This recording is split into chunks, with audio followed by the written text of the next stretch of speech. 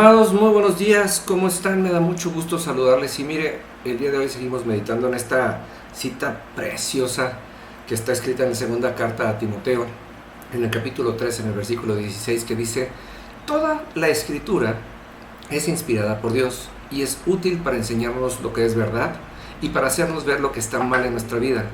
Nos corrige cuando estamos equivocados y nos enseña a hacer lo correcto. Dios la usa para preparar y capacitar a su pueblo para que haga toda buena obra. Fíjese qué interesante. Me gusta que la Biblia habla de sí misma, la palabra de Dios habla de sí misma diciendo y confirmando que es inspirada por Dios. Dios usó a los hombres a lo largo del tiempo, a lo largo de más de 1500 años, para hablarles por medio de sueños, para hablarles audiblemente, para dictarles de diferentes maneras,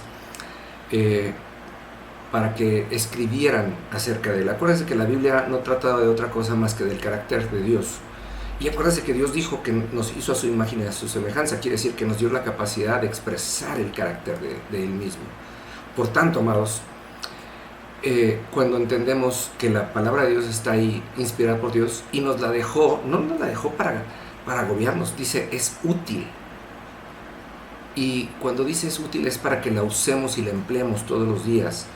En donde nos toque estar, en el trabajo, con nuestra familia, en las vacaciones, qué sé yo.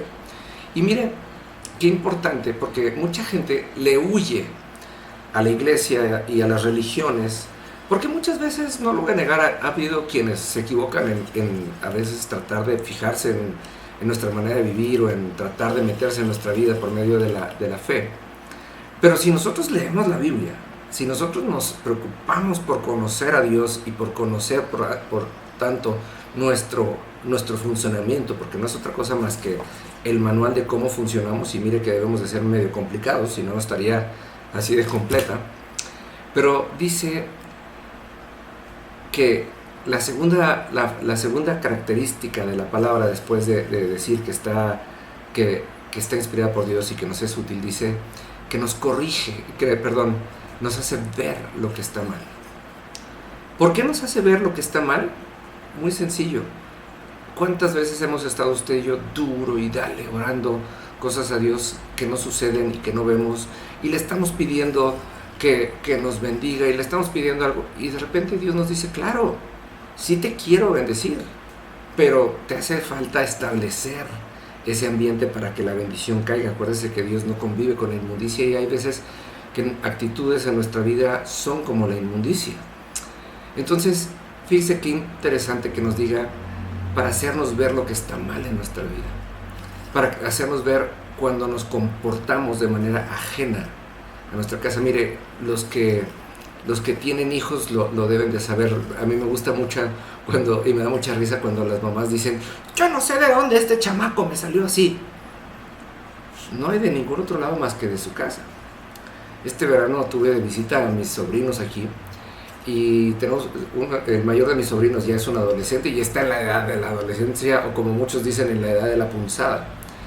Y hubo un día que sí me botó el tapón, y estaba yo hablando con su papá, con mi hermano, y le preguntaba yo y le decía: nosotros no éramos así, ¿verdad? Y luego me dice: sí, claro que sí éramos así. Y dije: claro.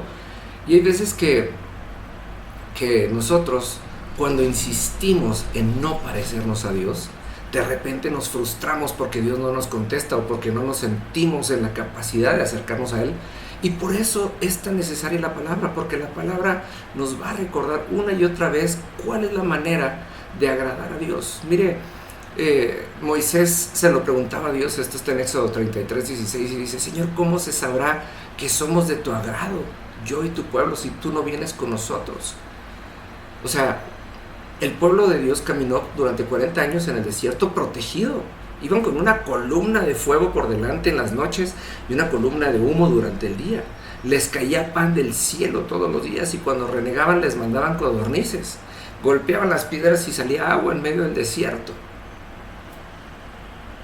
Cuando no se comportaban de esa manera, esas cosas dejaban de suceder. Y muchas veces usted y yo decimos: ¿por qué Dios? ¿Por qué no oigo a Dios? ¿Por qué Dios no me bendice? ¿Por qué no pasan las cosas que estoy orando? ¿Por qué? ¿Por qué? ¿Por qué? Para esto nos es útil la palabra. No para que alguien más en una iglesia no para que alguien más venga y se meta en nuestras vidas, es para que nosotros en la intimidad podamos ser redarguidos por Dios, podamos ser confrontados por Dios. Mire, Dios nos ama tanto, y esto es algo que a mí me impresiona mucho, y ya voy a terminar.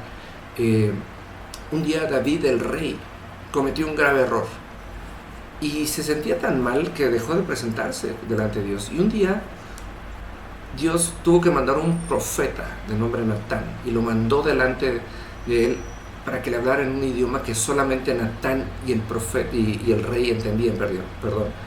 Y ese era el lenguaje de los pastores. Los nobles de la casa, los nobles del palacio siempre habían sido ricos, pero este era un muchacho que venía del campo.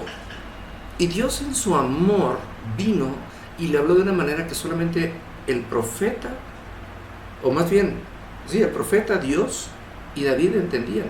Y eso es lo mismo que pretende Dios. Aquí es donde dice, para hacernos ver lo que está mal en nuestra vida. Dice, Él por medio de su palabra nos habla en un idioma que solamente usted y Dios va a entender, que solamente yo y Dios vamos a entender.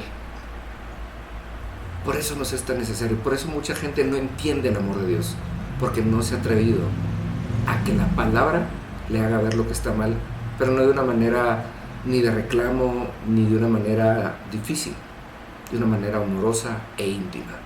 Se lo dejo de tarea, nos vemos mañana.